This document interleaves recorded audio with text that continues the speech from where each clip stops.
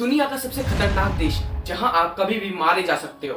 नहीं, मैं पाकिस्तान की बात नहीं कर रहा, मैं बात कर रहा हूं उस देश की जहां पे मर्डर, ब्लास्ट और बाकी सारे क्राइम्स काफी आम बात है। 4 करोड़ 22 लाख लोगों के देश अफगानिस्तान में तालिबान नाम का ग्रुप सालों से राज कर रहा है और अफगानिस्तान को इतना खतरनाक बनाने में इसका एक बहुत बड़ा हाथ है।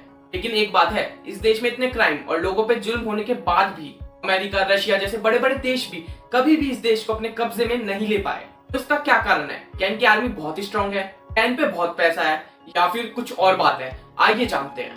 जब ज्यादा लोग अफगानिस्तान को नहीं जानते थे तो अलेक्जेंडर बर्निस जो एक स्कॉटिश एक्सप्लोरर थे वो अफगानिस्तान में गए और वहां से वापस आ गए।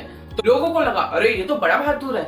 1831 में ब्रिटिश राज मतलब जिन्होंने इंडिया और आसपास के एरिया पे कब्जा किया था, लोगों ने सोचा चलो अफगानिस्तान में भी कब्जा करते हैं। जब वो अफगानिस्तान में पहुंचे तो उन्होंने अफगानिस्तान के राजा अमीर दोस्त मोहम्मद को वहां से हटा दिया और अपना एक रूलर बिठा दिया जिसका नाम था शाह सुजान दुरानी। तो अफगानिस्तान में छोटे छोटे गांव होते थे और उस गांव का एक मेन आदमी होता था। वो अमीर दोस्त मोहम्मद के लिए किसी से भी लड़ाई कर लेते थे और फिर अमीर दोस्त मोहम्मद उन्हें कुछ पैसा दे देता था। लेकिन शाह सुजान दुरानी के समय में ये पैसा बहुत कम हो गया, लगभग ना के बराबर, जिसकी वजह से सारे गांव के जो मेन लीडर थे वो सब एक हो गए और ब्रिटिशर्स के खिलाफ जंग कर दी। 3 साल तक खून खराबा करने के बाद इन्होंने शाह सुजान दुरानी को मार दिया और अमीर दोस्त मोहम्मद वापस आ गए। वैसे तो ब्रिटिशर्स के पास काफी हथियार थे, फिर भी वो हार गए और 1839 से 1842 तक चलने वाली इस वॉर का नाम दिया गया फर्स्ट एंग्लो अफगान वॉर।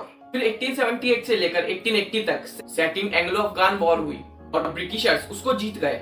लेकिन उन्होंने अफगानिस्तान में कुछ ज्यादा कब्जा नहीं किया और ना ही वहां के लोगों को टॉर्चर किया। और इतने साल राज करने के बाद 1919 में हुई थर्ड एंग्लो अफगान वॉर जो अफगानिस्तान के इंडिपेंडेंस की लड़ाई थी और 19 अगस्त 1919 में अफगानिस्तान ब्रिटिशर्स से पूरी तरह इंडिपेंडेंस पा लेता है। और तब अफगानिस्तान के राजा थे किंग अमरुल्ला खान, जिन्होंने अपने दिमाग और स्ट्रेटेजीज से अफगानिस्तान को आजादी दिलवाई और बाद में अफगानिस्तान को बहुत ग्रो किया। अफगानिस्तान में इनकी वजह से बहुत सारी डेवलपमेंट हुई। फिर 1926 में इन्होंने अफगानिस्तान को कॉन्स्टिट्यूशनल मोनार्की बना दिया और वो बन गए अफगानिस्तान के राजा और अफगानिस्तान बन गया kingdom of Afghanistan. King Amanullah Khan की बाकी अफगानिस्तान के लोगों से काफी अलग सोच थी और शायद इसी सोच की वजह से उन्हें अपना देश छोड़कर इंडिया भाग के आना पड़ गया था। चलिए पहले समझते हैं इन्होंने अफगानिस्तान में क्या क्या चेंजेस करे। ये है क्वीन सोराया तारजी, किंग अमरुल्लाह खान की वाइफ। पहले तो अमनुल्लाह खान ने अफगानिस्तान के इस रिवाज को तोड़ा कि एक आदमी बहुत सारी शादी कर सकता है। उन्होंने सिर्फ एक ही शादी करी थी।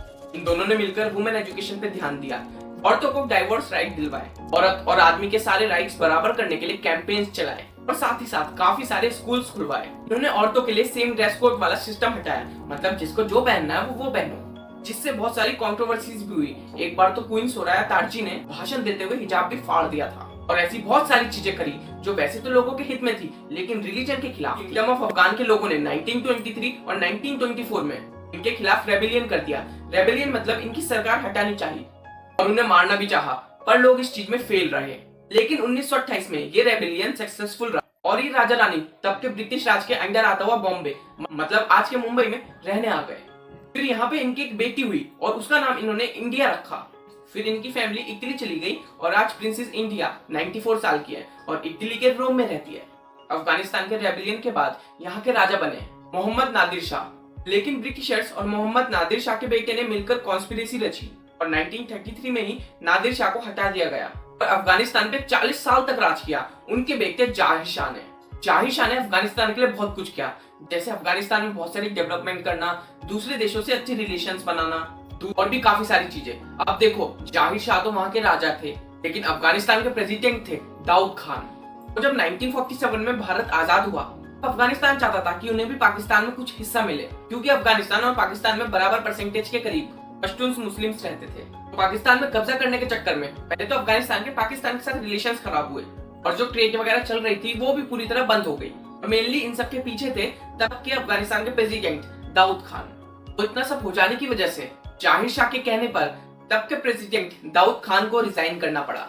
अब देखो, अभी तक तो ये रूल था कि राजा जिसको चाहे उसको प्रेसिडेंट बना सकता है, लेकिन 1964 में एक लॉ पास हुआ कि पब्लिक जिसको चाहे उसको प्रेसिडेंट बना सकती है। पर इसमें एक रूल था कि रॉयल फैमिली मतलब नादिर शाह वहां के किंग थे ना, तो उनके रिलेटिव्स वगैरह कोई भी इस इलेक्शन में पार्ट नहीं ले सकता। बट आपको ये बात बता दूं कि जाहिर शाह ने ये सब इसलिए किया था क्योंकि दाऊद खान उनके कजिन भाई थे और वो दोबारा प्रेसिडेंट ना बन जाए, इसलिए जाहिर शाह ने ये रूल निकाला था। अब देखो, यहाँ पहले तो एक भाई ने एक भाई को धोखा दिया, फिर 1973 में उस भाई ने अपने भाई को दोबारा धोखा दे दिया। 1973 में जाहिर शाह एक फॉरेन ट्रिप पर बाहर गए हुए थे, तो दाऊद खान ने अपने दोस्तों, आर्मी और वो बड़े बड़े लोग जिनकी सोच जाहिर शाह से नहीं मिलती थी, इन सबका साथ लेकर तख्ता पलट कर दिया और इन सब चीजों में खूब खून खराबा हुआ। जो जाहिर शाह थे वो वहीं से ही इटली चले गए और फिर कभी वापस नहीं आए।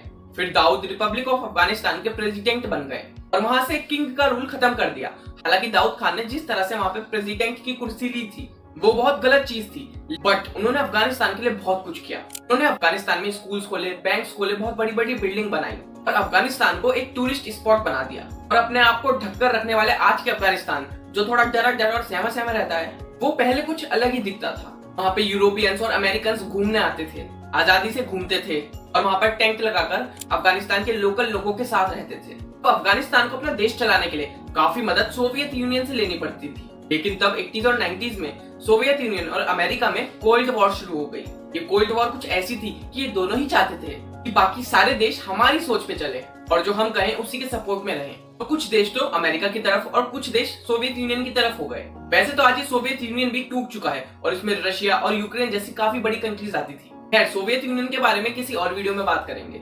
कुछ देश ऐसे भी थे जो ना तो अमेरिका और ना ही सोवियत यूनियन से इन्फ्लुएंस्ड थे, जैसे भारत, अफगानिस्तान और साथ में और भी काफी देश।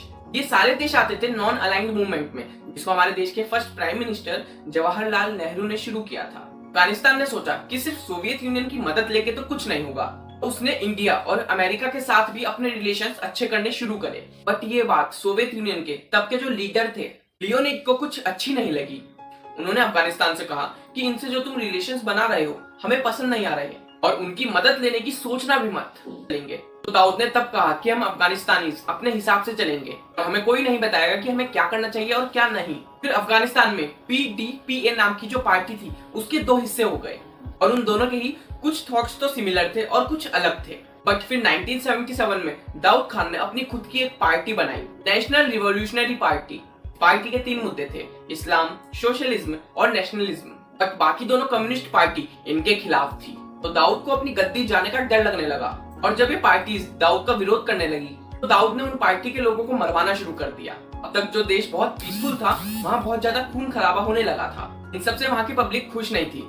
फिर 1978 में वहाँ के कम्युनिस्ट पार्टी के बहुत बड़े लीडर का मर्डर कर दिया जाता है। मर्डर किसने किया था वो तो नहीं पता, बट उन पार्टी के लोगों ने दाऊद खान और उनकी पूरी फैमिली को मार दिया और अफगानिस्तान के नए प्रेसिडेंट बने नूर मोहम्मद तरक्की। और साथ में अफगानिस्तान एक रिपब्लिक देश से डेमोक्रेटिक रिपब्लिक देश बन गया। नूर मोहम्मद ने जमीन को किसानों में बंटवाया, लड़कियों को स्कूल में भिजवाया और जो मौलवी होते थे उनकी साजिश के बहुत ही खिलाफ हो जाते हैं और ये वहाँ के कुछ लोगों से देखा नहीं गया। अब देखो, अफगानिस्तान की 2 पॉलिटिकल पार्टी थी, इस्लामिस्ट और कम्युनिस्ट।